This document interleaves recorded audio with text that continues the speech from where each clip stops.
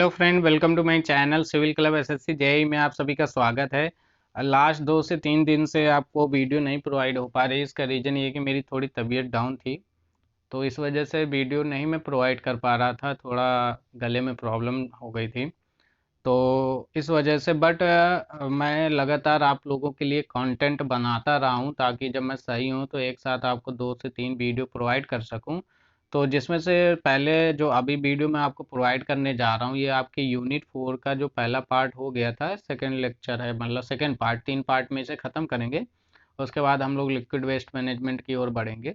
तो ये वीडियो है, उसके बाद तुरंत आपको मैं आप पेपर फर्स्ट से जो डिटेल्ड क्वेश्चन से रिलेटेड पीडीएफ है वो वीडियो वो प्रोवाइड कराऊंगा आपको, जिसमें डिटेल डिस्कशन होगा। साथ ही साथ स्टेट्स के बारे में भी जानकारी हम प्राप्त करेंगे।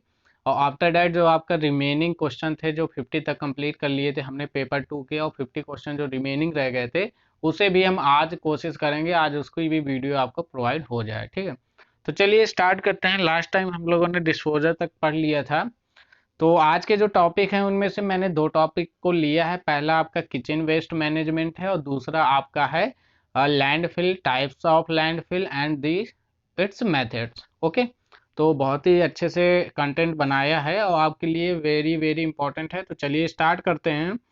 तो सबसे पहला जो टॉपिक है, क्या कह रहा है, kitchen waste management. What is the kitchen waste management, both language में है, तो आप लोग परेशान ना होइएगा, हिंदी इंग्लिश दोनों से है। तो चलिए स्टार्ट करते हैं। क्या कह रहा है, ये मेरा यूट्यूब चैनल लिंक है, इसमें आप जब मैं आपको जैसे कंप्लीट हो जाएगी यूनिट और पीडीएफ प्रोवाइड कराऊंगा, तो इसमें आप जाकर डायरेक्ट ज्वाइन कर सकते हैं। चलिए जब स्टार्ट, तो क्या होता है कि थ्रोइंग, पहले हम लोग पढ़ते हैं फिर उसको एक्सप्लेन करेंगे। Throwing waste in the dustbin is a good habit. Okay, जो डस्टबिन में हम लोग जो कूड़ा कचरा फेंकते हैं या जो वेस्ट फेंकते हैं वो हमारे लिए एक गुड हैबिट की तरह होता है। However prior this is not a stage where the process of waste management ends, और this is not the only the role of that has to be played by the consumer. तो उसके कहने का मतलब यही एक ओनली स्टेज नहीं है जहाँ पे कंज्यूमर को वेस्ट मैनेजमेंट के लिए कि आपने डस्टबिन से उठाया और उसे मीन्स आपने अपना वेस्ट उठाया और डस्टबिन में पुट कर दिया। It is not a rule only that has to be played by the consumers. Since, इसके अलावा, in since the Swachh Bharata came into action, everyone got know about the effective kitchen waste management, but has any ever given a thought to that the contribution they are doing keep environment clean। तो स्वच्छ भारत जो अभियान आपका चला, उसमें क्या कहा गया कि प्रत्येक व्यक्ति को जानना चाहिए, क्या जानना चाहिए, इफेक्टिव किचन वेस्ट मैनेजमेंट के बारे में। And everyone given the thought what to contribution they are doing to keep the environment. और सभी को अपने अपने विचार देने चाहिए कि कैसे हम अपने इन्वायरमेंट को क्लीन रख सकते हैं। इन फॉर्म ऑफ, जैसे किचन वेस्ट मैनेजमेंट की बात करते हैं तो हम अपने किचन में कैसे हर एक वेस्ट को अलग अलग टाइप से डिस्ट्रीब्यूट, मतलब अलग अलग टाइप से स्प्रेड करके उन्हें डस्टबिन में रख सकते हैं, वो चीज़ें हैं। साथ ही साथ वो हमें ये भी बताना चाह रहा है कि और what will happen to garbage this thrown every day. तो गार्बेज में ऐसा क्या होता है, जैसे हम रोज क्या करते हैं, रोजमर्रा की जिंदगी में हमारे क्या होता है, हम रोज गार्बेज में क्या करते हैं, आपका अपना वेस्ट क्या कर देते हैं, फेंक देते हैं। और how it will be treated, और कैसे हम उसे ट्रीट करेंगे, या where it will be dumped, कहाँ हम उसे डंप्ड करेंगे।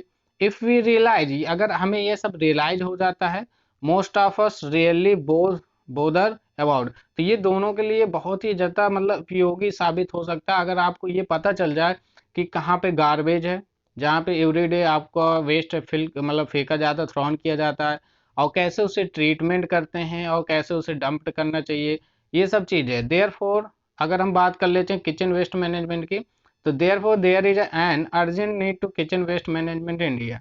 तो हमारे इंडिया में किचन वेस्ट मैनेजमेंट की भी एक नीड्स हो गई, जिसे हम लोग पढ़ रहे हैं इस समय। किचन वेस्ट मैनेजमेंट उसे कैसे करते हैं उसके बारे में यहाँ पे डिटेल में थोड़ा दिया गया है कि जरूरी नहीं है कि जो हमारे इंडस्ट्रियल और बायोलॉजिकल वेस्ट है या म्युनिसिपल सॉलिड वेस्ट है वही हमारे लिए नीड्स क्रिएट करते हैं, बट उसके पहले भी हमें जो नीड्स जरूरी है वो है हमारा कैसे हम उसको ट्रीट कर रहे हैं। मीन्स कहने का कि कुल मिला के कि जैसे किचन वेस्ट मैनेजमेंट है, तो हम किचन के वेस्ट को डस्टबिन तक या गार्बेज तक ले जाने के पहले भी हमें उनको क्या करना पड़ता है, ट्रीट करना पड़ता है। कि मान लीजिए आपका जो वेट है, वो वेट जो वेस्ट है वो कहाँ डालना है आपको, ड्राई वेस्ट कहाँ डालना है आपको, ऐसा वेस्ट जो बाई एनिमल्स के द्वारा डिकम्पोज किया जा सकता है, बाई एनिमल्स के द्वारा जो आपका फूड ईट किया जा सकता है उस फॉर्म में। ठीक है, अगर यहाँ बात कर रहे हैं, हम हिंदी से बात करें, अगर एक बार मैं पढ़ना चाहूंगा इस हिंदी को ताकि आप चीज़ों को और अच्छे से समझ सकें। तो कह रहा है कूड़े को कूड़ेदान में फेंकना एक अच्छी आदत है, हालांकि यह चरण नहीं है जहां अपशिष्ट प्रबंधन की प्रक्रिया समाप्त हो जाती है। मतलब ये कोई जरूरी नहीं कि आपने उसको कूड़ेदान में फेंक दिया और मैंने वही जो चीज़ अभी ऊपर बताई कि आपका काम खत्म हो गया। यह आप उपभोक्ताओं द्वारा निभाई जाने वाली एकमात्र भूमिका नहीं है। स्वच्छ भारत को क्रियान्वित करने के होने के बाद से भी सभी को प्रवाही रसोई अपशिष्ट प्रबंधन के बारे में पता चला, लेकिन क्या कभी किसी ने यह सोचा कि पर्यावरण को स्वच्छ रखने के लिए ये क्या योगदान कर रहे हैं? क्या रोज फेंके जाने वाले कचड़े से क्या होगा, या इसका इलाज कैसे किया जाएगा, या इसे कहाँ डंप किया जाएगा? अगर हम ये सब महसूस करते हैं तो हम में से अधिकांश शायद ही कभी इसके बारे में चिंतित होते हैं। इसलिए भारत में रसोई अपशिष्ट की बहुत ज़्यादा आवश्यकता है। वही चीज़ मैंने इंग्लिश में बताई है, वही चीज़ आपको मैंने हिंदी में एक्सप्लेन कर दी। आगे पॉइंट में अगर हम चलते हैं, पॉइंट नंबर 2 में, तो कह रहा था वेस्ट इज सेग्रीगेटेड। क्या कह रहा है? कह रहा है waste is segregated as biodegradable wet waste. कैसा होता है? बायोडिग्रेडेबल वेट वेस्ट होता है आपका kitchen waste, and inorganic dry waste. और किस पर divided? Inorganic dry waste. It is very much important to segregate waste. तो भैया इसे क्या होता है, बहुत जरूरी होता है कि हम इसे क्या कर लें, अलग अलग कर लें। सेग्रीगेट का मतलब अलग अलग कर लेना, for kitchen waste management and every individual, और उनमें से जो अलग अलग चीजें हैं, should be made to learn it importance because. ठीक है, तो क्योंकि आपको बहुत जरूरी है कि जब बायोडिग्रेडेबल वेट वेस्ट के साथ इनऑर्गेनिक ड्राई वेस्ट इंक्लूड होता है, अगर हम form of kitchen solid waste management की बात करें, तो हमें बहुत ज़्यादा ज़रूरत होती है कि हम उस वेस्ट को क्या कर लें, इंडिविजुअली अलग अलग कर लें, ताकि हम चीज़ों को अच्छे से ट्रीट कर सकें, या वेस्ट को हम अच्छे से ट्रीट कर सकें। ठीक है, अब यही चीज़ आपको हिंदी से दे दी गई है, आप इसको पढ़ सकते हैं बेटा, कोई इशू नहीं है। बायोडिग्रेडेबल गीले कचड़े और कार्बनिक सूखे कचड़े के रूप में अलग किया जाता है। रसोई अपशिष्ट प्रबंधन के लिए अपशिष्ट को अलग करने के लिए महत्वपूर्ण और प्रत्येक व्यक्ति को उसके महत्व को जानने के लिए बनाया जाना चाहिए। ठीक है, नेक्स्ट पॉइंट में चलते हैं। नेक्स्ट पॉइंट क्या कह रहा है? Kitchen with the proper waste segregation and the waste management does not attract diseases and pest. तो ये चीज अगर हम प्रॉपर वे में अगर हम करेंगे, वेस्ट को मैनेज करेंगे और सेग्रीगेट करेंगे, तो हमारे क्या होगा, जो बीमारियां हैं वो हमारे, ये पेस्ट हैं वो हमारे क्या होंगे, रिड्यूस हो जाएंगे, जिससे मतलब उससे होने वाली जो बीमारियां, स्मेल, ऑडोर, जो गैसेस फॉर्म होती है, उस सबसे हमें क्या मिलेगा, बचाव मिलेगा।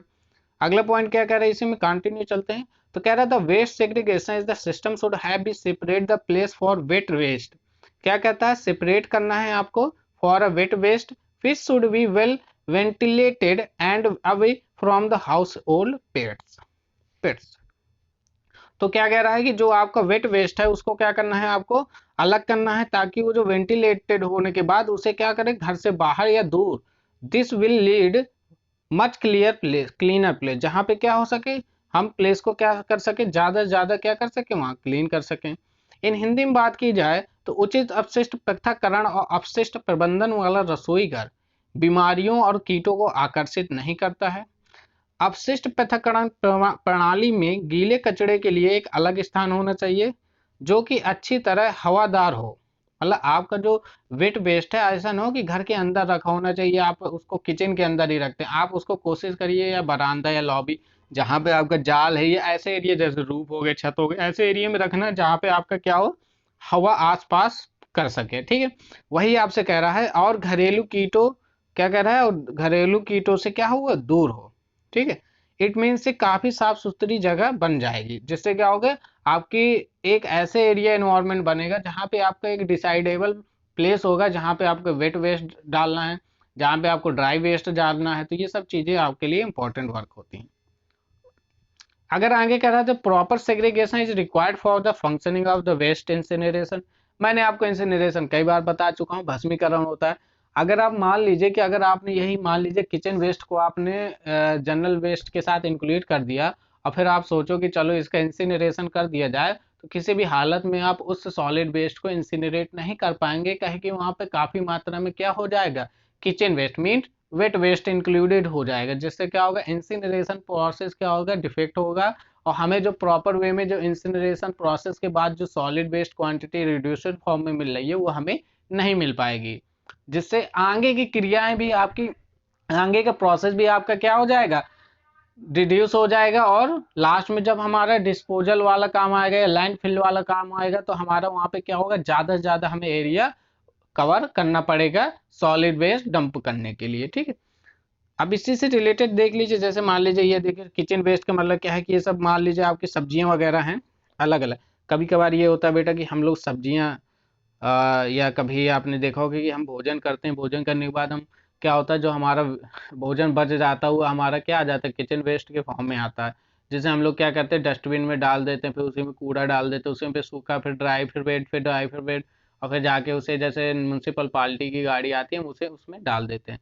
तो ऐसा नहीं करना, हमें अपने घर में भी ऐसे सेपरेट रखना है कि वेट वेस्ट हमें इस फॉर्म में इस डस्टबिन में डालना है, और ड्राई वेस्ट हमें इस फॉर्म में डालना है। क्योंकि जब आपकी म्यूनसिपल गाड़ी आती है बेटा, उसमें ऑलरेडी दो पार्ट होते हैं, एक ड्राई वेस्ट पुट करने के लिए, एक आपका वेट वेस्ट के लिए। ठीक है, तो जैसे यहाँ पे हम बात करें किचन वेस्ट मैनेजमेंट से रिलेटेड, क्योंकि हमारा यहाँ टॉपिक किचन वेस्ट है, तो ये मान लीजिए ये सब आपकी क्या है, वेजिटेबल्स हैं, ये सब क्या है आपकी वेजिटेबल्स हैं। तो ज़्यादातर जो आपका किचन वेस्ट होता है वो वेजिटेबल से ही फॉर्म होता है, क्योंकि जब हमारा वेजिटेबल बच जाता है या जनरली ये हमारी वेजिटेबल स्पॉयल हो जाती हैं, ज़्यादातर आपको समर में देखा होगा, क्योंकि ठंडियों में तो आप फ्रिज वगैरह यूज़ कर लेते हो, मगर जहाँ फ्रिज की उपलब्धता नहीं होती है वहाँ पे ज़्यादातर वेजिटेबल क्या होता है, सड़ जाते हैं, तो हम उसे फेंक देते हैं, जिसमें एक ये भी एक किचन वेस्ट के फॉर्म में इंक्लूड हो जाता है। ठीक है, अगर बात करते हैं सेपरेटिंग किचन वेस्ट को सेपरेट कैसे करेंगे, तो पहले बात मैंने आपको बता दिया, बायोडिग्रेडेबल वेस्ट होता है, इसमें ऑर्गेनिक वेस्ट आ सकते हैं, जैसे कि किचन वेस्ट हो गया, वेजिटेबल हो गया, फ्रूट्स हो गया, जो कि मैंने अभी बताया, फ्रूट्स भी ले सकते हैं, वेजिटेबल भी ले सकते हैं किचन वेस्ट में, जो जनरली किचन का वेस्ट आता है रोजमर्रा की जिंदगी में। उसके बाद फ्लावर्स हो सकते हैं, गार्डन हो सकते हैं।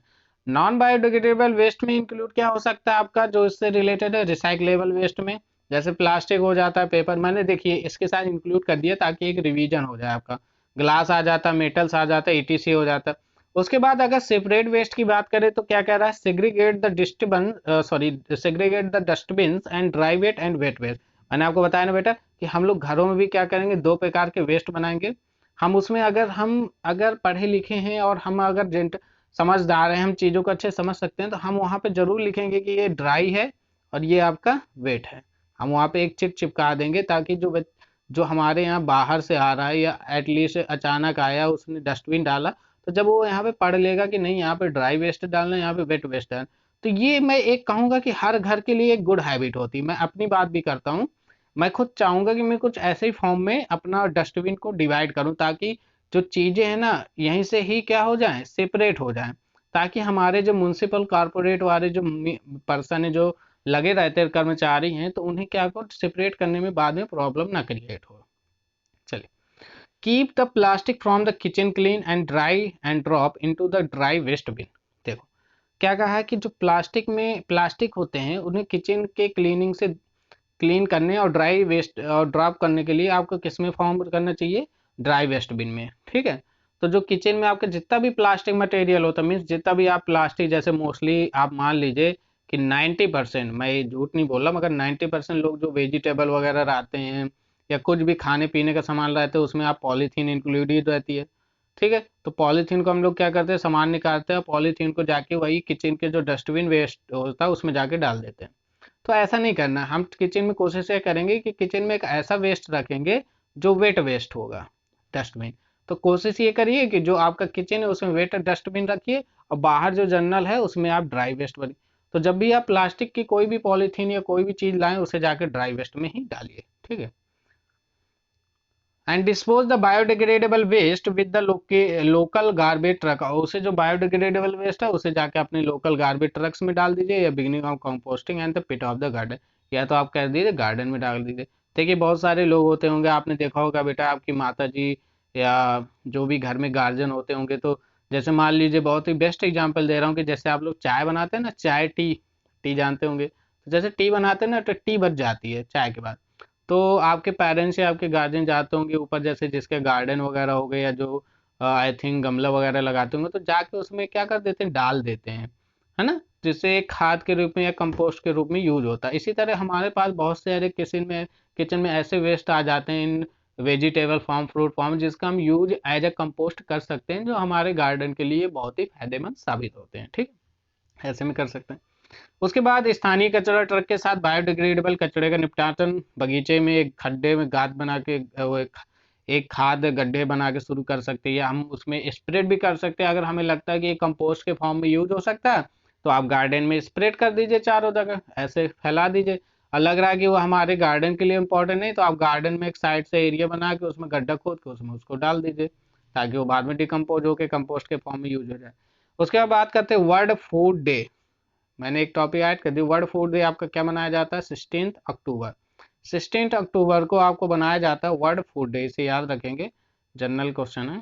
चलिए, in clean India the venture और helping to make the environment better and the automatic mechanized organic waste converter designed to reduce and recycle the organic waste and convert it into the organic compost। तो हमारे India clean India venture के अनुसार हम सहायता कर रहे हैं to make the environment better, एक अच्छा पर्यावरण, और automatic mechanised organic waste converter. तो हम क्या कोशिश कर रहे हैं कि ऐसा कन्वर्टर बना रहे हैं जो ऑटोमेटिक क्या करेगा, ऑर्गेनिक वेस्ट को क्या करेगा, कन्वर्ट करेगा, डिजाइन और रिड्यूस करेगा, और साथ ही साथ जो ऑर्गेनिक वेस्ट रिसाइकिल हो सकते हैं उसे रिसाइकिल करेगा, और सीधे जो वेस्ट आपके रिसाइकिल नहीं हो पा रहे मगर ऑर्गेनिक वेस्ट के फॉर्म में आ रहा है, उसे सीधे किस में कन्वर्ट करेगा, ऑर्गेनिक कंपोस्ट में, मतलब जैविक खाद। अगर मैं हिंदी में बात करूं तो जैविक खाद के रूप में उसे क्या करेगा, चेंज करेगा। तो ऐसे टेक्निक्स में हमारे इंडिया वर्क कर रहा है। एंड लिक्विड फ्यूल, और किसमें, लिक्विड फ्यूल के फॉर्म में। यही चीज आपको हिंदी से दी है बेटा। क्लीन इंडिया वेंचर पर्यावरण के साथ एक बेहतर बनाने के लिए तैयार है, जो कि आप अपने आप स्वचालित रूप से जैविक अपशिष्ट कन्वर्टर और कार्बनिक खाद और तरल ईंधन में परिवर्तित करने के लिए डिजाइन किए गए हैं। ठीक है, तो बहुत सारे ऐसे कन्वर्टर बनाए जा रहे हैं जिससे डायरेक्ट हमें क्या हो जा रहा है, या तो हमें रिसाइकिल हुआ जा रहा है, या रिड्यूस हुआ जा रहा है, या हम उसे क्या कर रहे हैं, कार्बनिक खाद और तरल ईंधन में चेंज कर सकते हैं। ठीक है, चलिए, एक यहाँ पे मैंने स्लोगन देखा था, मुझे अच्छा लगा तो मैंने ऐड कर दिया कि ये चीज़ भले ही छोटी है मगर बहुत समझदार, मतलब बहुत चीज़ें ये सिखा रही है आपको। अगर आप गौर से देखें क्या लिखा है, इतना ही लो थाली में व्यर्थ न जाए नाली में। तो भले ये स्लोगन है एक प्रकार से, मगर अगर हम बात करें एज ए टेक्निकल बात कर रहे हैं, क्योंकि हम चीज़ों को पढ़ रहे हैं, तो जब हम चीज़ें अपने खुद से लागू करेंगे तब जाके हम दूसरे इन्वायरमेंट में कुछ चेंज ला पाएंगे। तो सिंपल है बेटा कि बहुत सारे हम लोग रहते हैं कि हम लोग जैसे हम जनरली खाना लेते हैं और खाना डाल लेते हैं, और उसके बाद मोस्टली हम मैं देखता हूँ तो या बहुत सारे मेरे साथ भी होता था, जैसे मैंने बचपन में होते थे तो हम लोग खाना आधा छोड़ देते थे, फिर जब जैसे जैसे हमारी एज बढ़ी तो हमें नॉलेज हुआ कि जो चीज़ें हम बर्बाद कर रहे हैं एक्चुअली वो कहाँ से आती हैं, कितनी मेहनत लगती है, फार्मर वगैरह कितना मेहनत करते हैं ऑल ओवर ईयर, तब जाके हमें मतलब एक खाने को मिल पाता है। तो उस चीज़ों को अगर हम महसूस कर पाते हैं तो फिर हम इस चीज़ को बहुत ध्यान देते हैं कि हम उतना ही खाएं जितना हम लोग यूज कर सके या जितना हम खा सके। जैसे हम लोग शादियों में कई बार जाते हैं बेटा, तो देखते हैं कि शादियों में हम लोग बस भर मतलब पूरा प्लेट भर लेते हैं, बात को पता चलता है हम वो चीज़ हमें अच्छी ही नहीं लग रही है, क्योंकि हम पहले उसे जाते, तो यही चीज़ है कि हम सब इन्वायरमेंट, पीपुल, कनेक्टिंग, ये सब चीज़ें एक दूसरे से रिलेट करती हैं। अगर हम चीज़ों को सही से लेंगे तो वेस्ट कम जनरेट होगा, तो यही जाके जो हमारा आगे का जो प्रोसेस लेंदी कर देता है वो इजी बना देगा। ठीक है बहुत छोटी सी चीज़, मगर कुछ लोग ध्यान दे लेते हैं, मगर ध्यान देना चाहिए इस चीज़ को। ठीक है, चलिए आगे बढ़ते हैं, हम तो अपने टॉपिक पे हैं, टॉपिक में आ गया तो कोई बात नहीं। चलिए हमारा नेक्स्ट टॉपिक है, ये रहा हमारा किचन वेस्ट मैनेजमेंट से।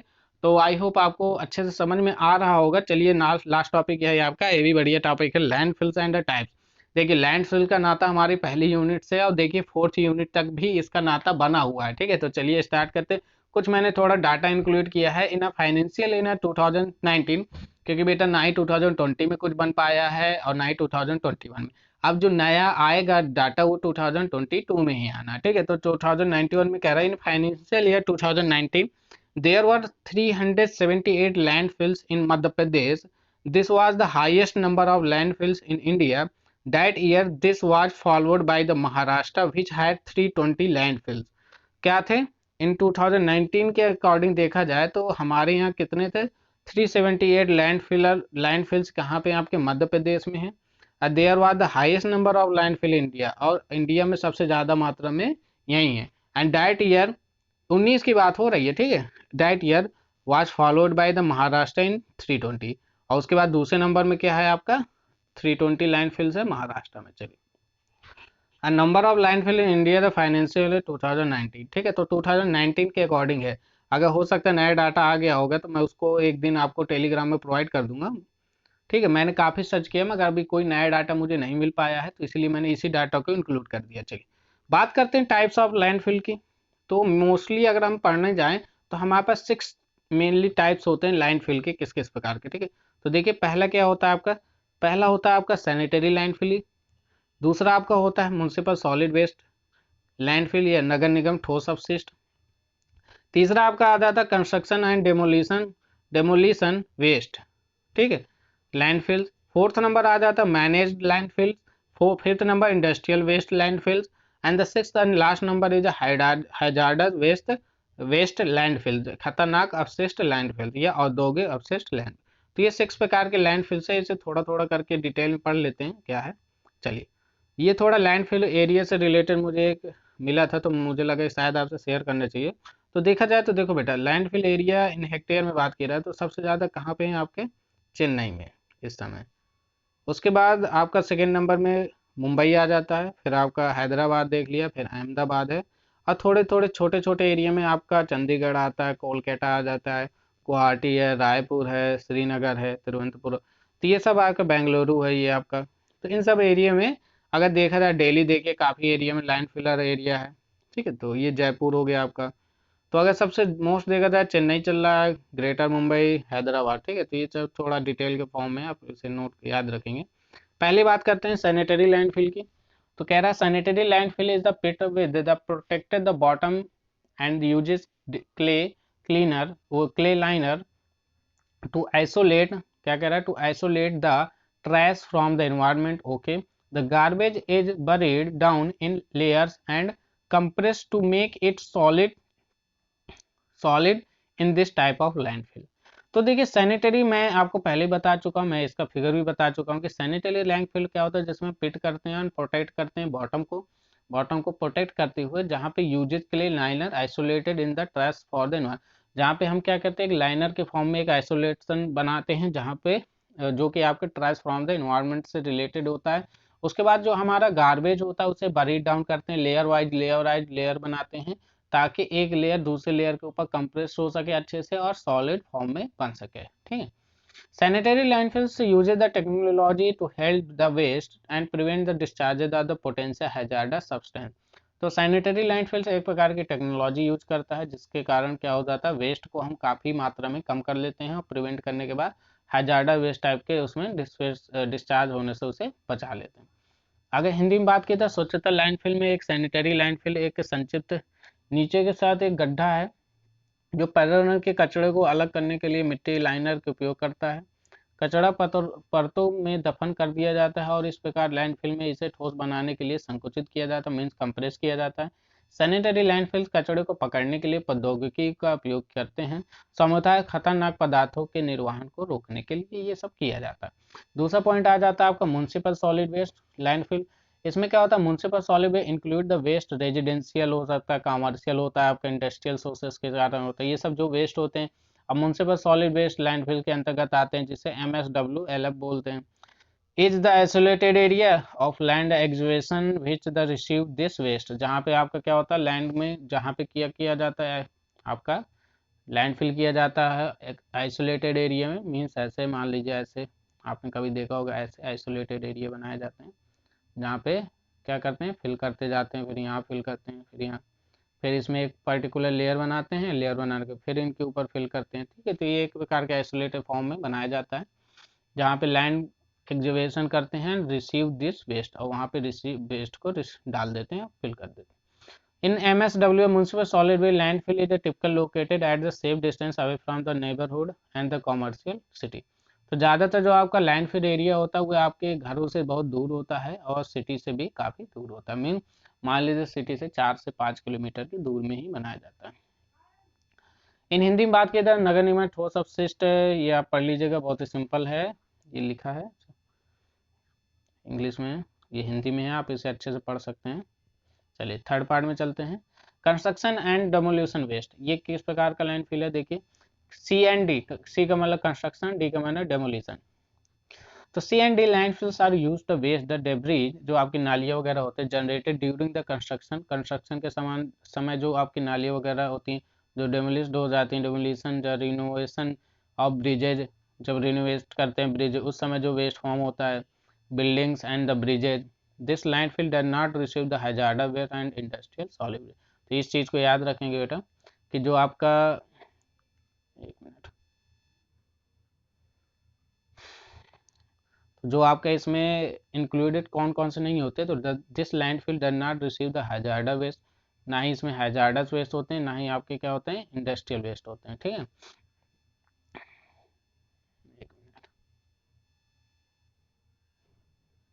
Okay, industrial waste until it meets certain standard and is permitted to receive such waste, ठीक है। C and D material can include the concrete, would.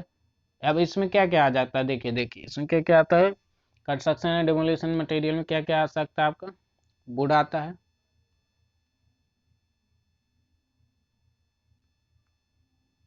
Would आता है आपका, ठीक है। उसके बाद आपका जिप्सम इंक्लूड हो जाता है, देखो जो वुड होता है और स्ट्रक्चर में जो आता है वुड उसके फॉर्म में।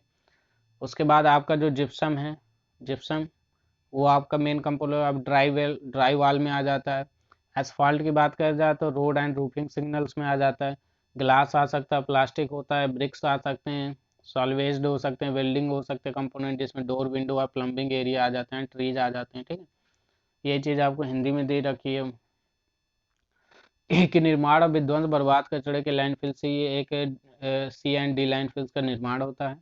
मतलब जब डेमोलेशन हो जाती है कोई वस्तु, जैसे आपकी कोई बिल्डिंग डेमोलेशन हो गई या पुल को आपने गिरा दिया या कोई नया घर बना रहा है, तो उस समय जो आपका वेस्ट जनरेट होता है वही आपका कंस्ट्रक्शन एंड डेमोलेशन वेस्ट कहलाता है। तो बर्बाद पुलों का और भवनों से पुलों की मरम्मत के दौरान उत्पन्न अवशिष्ट मलबे के लिए किया जाता है। यह एक लैंडफिल खतरनाक कचरा और औद्योगिक ठोस अपशिष्ट नहीं लेता है। जब तक यह कुछ मानकों में पूरा नहीं करता तब तक ऐसी बर्बाद पैदा करने वाली की अनुमति। और सी एंड डी सामग्री में कंक्रीट क्या क्या आ जाता है, कंक्रीट आ जाता है, लकड़ी आ जाती है, जिप्सम आ जाता है, धातु डामर आ जाता है, ग्लास प्लास्टिक ईट, सोल्डरिंग बिल्डिंग घटका, दरवाजे खिड़कियाँ और नक्शबाजी ईटीसी इंक्लूड रहते हैं। फोर्थ में है मैनेज लैंडफिल। ये क्या होता है, manage landfill are mainly compose for the clean fills. तो जो क्लीन फिल्स होते हैं are material which when buried have no adverse effect on the people of the environment. तो उस प्रकार के लैंडफिल जिसमें ऐसे मटेरियल आते हैं जिनका हमारे एनवायरनमेंट में कुछ खास इफेक्ट नहीं पड़ता है। But sometime these are also receive the construction and demolition, but कभी कभी ये किसके अंतर्गत आ जाते हैं, आपके construction and demolition, demolition waste के अंतर्गत आते हैं विद लाइट कंटामिनेंट, बहुत ही कम मात्रा में, ठीक है। तो इन्हें किसके अंतर्गत रख लिया जाता है, C and D, C and D landfill के अंतर्गत।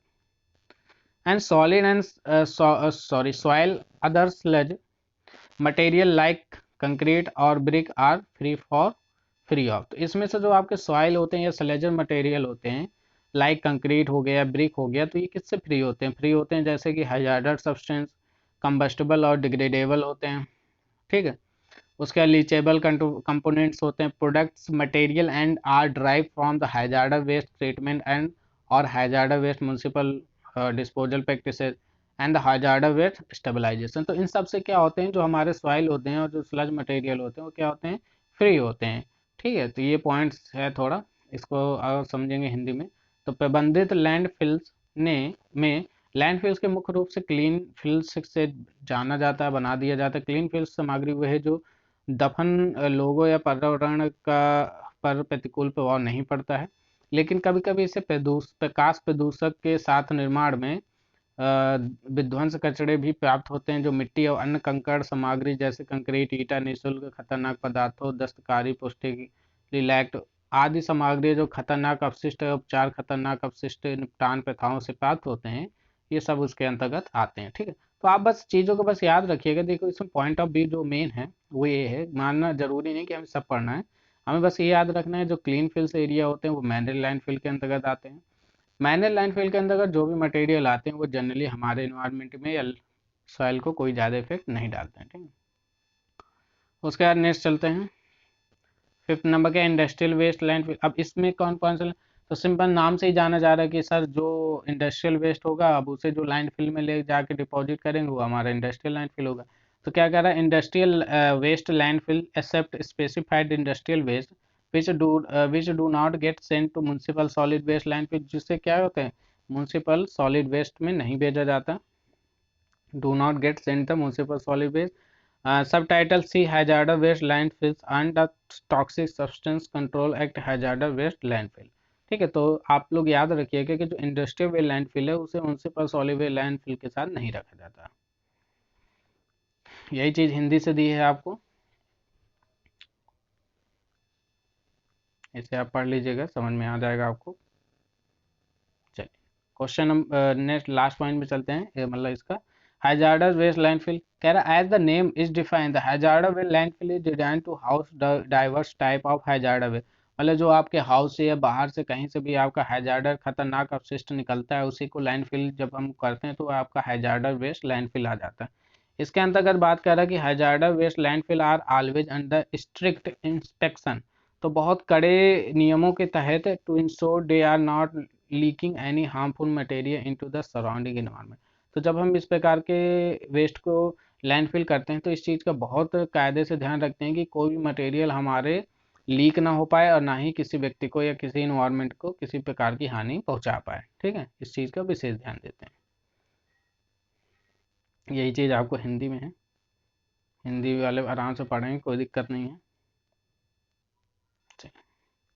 अब आ जाता मेथड्स ऑफ लैंडफिल। तो देखिए बेटा मैं ऑलरेडी इसमें दो मेथड बता चुका हूँ, तो जो मेथड मैंने नहीं बताया है वो मैं आपको एक्सप्लेन किए दे रहा हूँ। वैसे एक्सप्लेन मैं थोड़ा थोड़ा सब किए दे रहा हूँ, कोई दिक्कत नहीं। तो मेनली अगर बात की जाए तो हमारे पास तीन मेथड होते हैं किसके, लैंडफिल के। पहले एरिया मेथड होता है, दूसरा ट्रंच मेथड होता है, तीसरा रैंप और स्लोप मेथड होता है। अगर पहले मेथड की बात की जाए, the area method is the best suited for flat. अब देखो पहली बात करते हैं एरिया मेथड। तो एरिया मेथड का बात करते हैं तो कह रहा क्या कह रहा है, area method is the best suited for flat gently sloping areas sloppy hair the some lands, जहाँ पे कुछ भूमि डिप्रेशन फॉर्म में एग्जिस्ट, जिसमें डिप्रेशन मतलब ऐसे ढलान के फॉर्म में होती है। The wastage are spread and compacted, जिसमें क्या होता है वेस्टेज को हम आसानी से स्प्रेड कर सकते हैं और कंपैक्ट कर सकते हैं। Then covered with the material, और उसे मटेरियल से कवर्ड कर सकते हैं विच में need to be halve in the form of adjacent area, जो एडजेसेंट एरिया के साथ ऐड होती है। ठीक है, तो ऐसे आप लोग कर सकते हैं। ठीक है,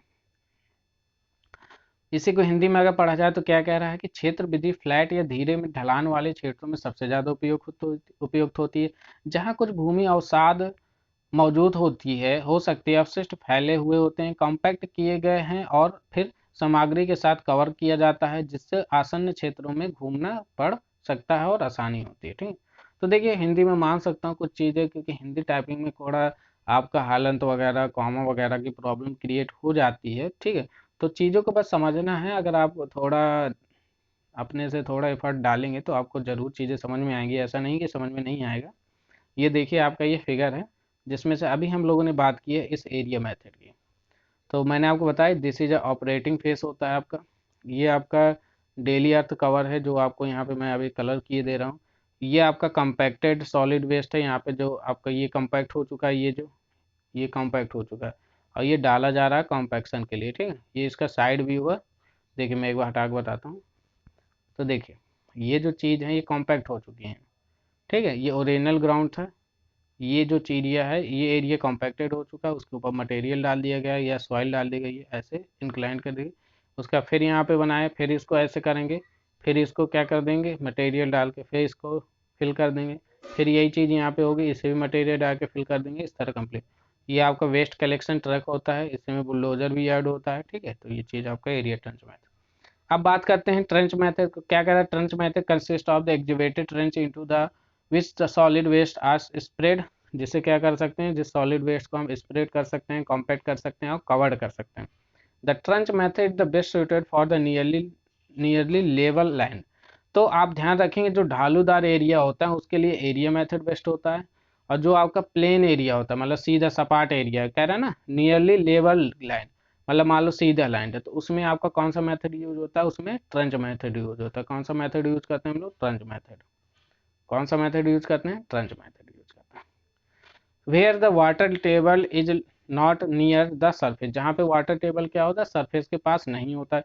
usually the soil activated from the trenches is use to cover material, जहाँ पे हम लोग जनरली किसका यूज करते हैं, सॉइल एक्टिवेटेड करते हैं ट्रेंच मेथड के लिए, और वहाँ पे मटेरियल से उसे कवर कर देते हैं। ठीक है, वही चीज़ आपको हिंदी में दी है। फिगर समझ लेते हैं, फिगर कहाँ पे था हमारा, ये देखो ये आपका ट्रंच मेथड है। अगर मैं थोड़ा जूम करूंगा तो आपको अच्छे से और समझ में आएगा। तो यहाँ पे देखिए अगर ट्रंच मेथड की बात की जाए तो ट्रंच मेथड में क्या करें, ये ट्रंच मेथड है, इसमें आपका ये क्या है, आपका वेस्ट कलेक्शन ट्रक हो गया, उसका ये बुलडोजर हो गया, ये आपका ट्रंच एरिया हो गया, और ये आपका देखो ये एक को दिखा रहा है ना, तो यहाँ पे देखो हम इंक्लाइन कर, और देखिए इसमें कोई भी हम लोग स्लोप नहीं बना रहे हैं, बस हम लोग यहाँ पे कॉम्पैक्ट करते जा रहे हैं सॉलिड वेस्ट को, ऊपर से एक डेली अर्थ कवर देते जा रहे हैं, उसका फिर बगल में हम लोग इसको फिल कर रहे हैं, फिर वैसे अर्थ कवर देंगे, तो देखिए बिल्कुल प्लेन चल रहा है। ठीक है, तो ये इसीलिए इसे लेवल एरिया में यूज करते हैं, जहाँ पे वाटर लेवल क्या होता है, डाउन होता है। ठीक है, चलिए नेक्स्ट पॉइंट पे चलते हैं। ये हिंदी से था, हिंदी से पढ़ लेंगे। उसके बाद आपका थर्ड आता है स्लोप या रैंप मेथड। क्या कह रहा है, स्लोप या ramp are something use in the combination of two other method, मतलब अगर आप क्या करेंगे, अगर आप ट्रेंच मेथड और साथ में एरिया मेथड दोनों को क्या कर दो, इंक्लूड कर दो, तो जो बनेगा वो आपका स्लोप या रैंप मेथड बन जाता है। क्या बन जाता है, स्लोप और रैंप मेथड। ठीक, अब वही चीज़ आपको बता रहा है। The waste are spread on an existing slope compacted and covered, वहाँ भी क्या होता है आपका स्लोप में, जो आपका वेस्ट होता है उसको क्या किया जाता है, फैलाया जाता है, कॉम्पैक्ट किया जाता है और कवर्ड किया जाता है। देखिए ये थोड़ा मुझे फिगर तो मुझे कंप्लीट नहीं मिला, मगर यहाँ पे देखिए ये आपका स्लोप है, यहाँ आपको स्लोप दिया जाता है, यहाँ पे आपका क्या होता है, पूरा सॉलिड बेस फिल किया जाता है जो कि एक इंक्लाइंड स्लोप के फॉर्म में किया जाता है। फिर यहाँ पे देखो ये आपका मतलब ये आपका ट्रेंच एरिया हो गया, एक मिनट में, ये आपका क्या हो गया, ये आपका ट्रेंच एरिया हो गया, और ये आपका एरिया हो गया, एरिया मेथड हो गया, ये आपका ट्रेंच मेथड हो गया, और इन्हीं दोनों को जब ऐड कर दिया है तो ये पूरा का पूरा जो कॉम्बिनेशन है ये आपका कहलाया स्लोप या रैंप मेथड। क्या हुआ, स्लोप या रैंप मेथड हुआ। ठीक है, तो आई होप आपको ये समझ में आ गया होगा। उसके बाद ये हिंदी में दी है वही चीज़। तो यहीं तक का टॉपिक था। ये आपके दो टॉपिक हैं, ये आई होप आपको समझ में आ गया होगा। आप लोग हिंदी से भी पढ़ लीजिएगा जिन्हें हिंदी से पढ़ना है, तो आराम से ये टॉपिक को कंप्लीट करिएगा। देखो यूनिट के बाद हम लोग क्वेश्चन कर ही रहे हैं, ठीक है, तो ये टॉपिक जैसे कंप्लीट होगा उसके बाद जो इसके लास्ट जो टॉपिक हैं वो वेरी वेरी वेरी इंपॉर्टेंट है, क्योंकि उसमें आपसे साफ साफ कहा गया है कि जो आपका सॉलिड वेस्ट मैनेजमेंट है उसका आपका करंट इशू क्या है, पब्लिक में आपका कैसे यूज हो रहा है या पब्लिक प्राइवेट सेक्टर में कैसे यूज हो रहा है। तो वो दोनों ही टॉपिक आपके मोस्ट इंपॉर्टेंट है। ये टॉपिक तो हैं ही थ्योरेटिकल इंपॉर्टेंट, ठीक है, तो इसके साथ ही साथ जो लास्ट लेक्चर होगा आपका यूनिट 4 का वो आपके दोनों टॉपिक पे बेस्ड होगा, जिसे बहुत अच्छे से और अच्छे से समझेंगे। हमारी कोशिश ये रहती है कि हर वीडियो में हम आपको और अच्छे से अच्छा कंटेंट और वीडियो प्रोवाइड कर सकें। ठीक है, तो आज के लेक्चर यहीं तक करते रखते हैं। उसके बाद हमारे कुछ पेपर फर्स्ट से रिलेटेड आपको थोड़ी देर में वीडियो उसकी भी प्रोवाइड हो जाएगी, जिसमें हम 50 क्वेश्चन का डिटेल डिस्कशन के साथ आपके साथ लाएंगे, और उसके बाद जो रिमेनिंग क्वेश्चन है पेपर 2 के उसे भी कंप्लीट करेंगे। ठीक है, तो आई होप आप सब पढ़ रहे होंगे, अच्छे से पढ़ाई करिए। जय हिंद।